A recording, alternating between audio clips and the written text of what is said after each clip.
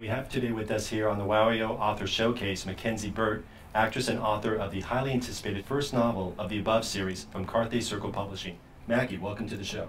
Thank you for having me. We have had authors before on the Author Showcase who, and I know you don't want to talk about it, of a certain age. You're very young. Yes. You're under 20.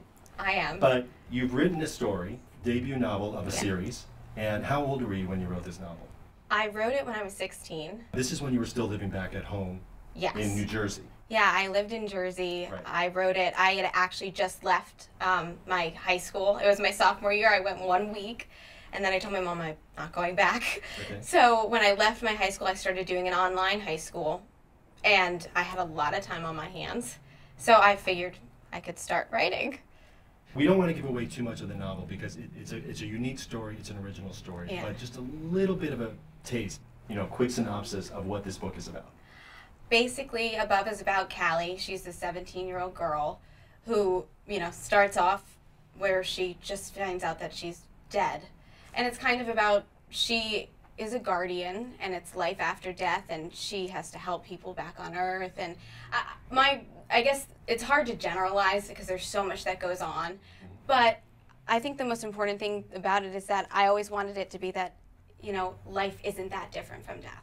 And that my biggest thing is there's hope in both places. So that kind of carries out the whole story. Well, I'm always curious about authors, unlike a painting, you're done. But with a book or a movie, you can always make changes. Do you feel like, when you started it and even though we're talking about a couple of years or a few years, it's a massive amount of years in terms of growth. Right. Do you look at the novel now and go, you know what? I'm a little older, a little wiser. I want to try this again. Or do you feel like you've got what you want? No, I mean, you've hit it completely. There's a part of the book that, I wrote it when I was 16, so I'm 19 now. The world looks different to me in those 3 years, naturally so. But there's an innocence to the book that I'd be afraid that if I touched it now too much, I would lose it. And there's something so true about a 16 or 17-year-old girl. Even with dealing with boys, everything's so hopeful. And then you hit 19 and you're like, I'm 19, so I'm sure if you hit 25 or 40, it's even worse. I'm just going to look at the camera for comic effect. Yeah. Exactly. Right, exactly. Thank you, Sean. Yeah.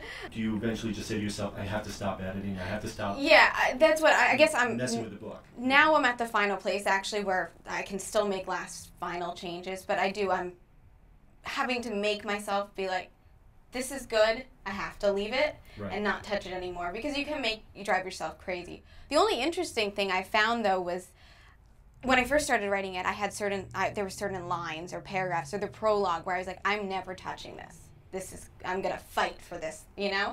And then 2 or 3 years later, I've had 3 different prologues, and each reflect what is going on. Right. So let's talk about the ebook publishing space, because now we're talking about the beauty of e-publishing, because now you have a book, it's done, and you put it out there. Right. And then who knows, Mackie at 25 says, hey guys, I'm going to write a different prologue. Yeah. And then, you put that out, or maybe a different ending to the book, or even the characters could grow up. However you want to do it. Right. So there's a lot of exciting things that you can do in this space as a publisher. It's like you don't have to walk away from it. No, well, and I always think that's what's so interesting about the ebooks and everything is, writing does change, so it is cool to have a platform where you can share. I would one day love to share, some of them are awful, but so people can see the first drafts of things I did, because they're nowhere near what comes out at the second, to me, at those the are end. Like your special editions on the DVD. Yeah, exactly. I'd love to understand how you got to that process. Yeah. So I think that would be really interesting to say, wow, this first chapter doesn't have the gravitas I was looking for in the final chapter, but I can see the thought process, and who knows, that might actually inspire other young authors to go, it's not that hard, but it's a hard work. Yeah, well, and the one thing I learned, and I used to get it, I remember my 9th grade English teacher, he told me I had a very majestic way to my writing, but I put no content in it. And it was the best thing he could have told me, because I started to have to learn that as I wrote this book, I had a lot of overwriting, and I had to learn how to lose some of that. And it was learning to adapt, and that took me a while, where it was like, okay, I can leave that sentence, because even though I love that sentence, it doesn't necessarily make sense to everybody else. And this is where like Barry comes in and the editor that we talked about. Yeah, and they just helped me learn to refine, and that, you know, my mom actually helped me so much with just realizing, because I'd love certain lines. I'd be like, this is my favorite, I want to keep it. And she's like, I don't understand. And I couldn't believe somebody wouldn't understand what it meant.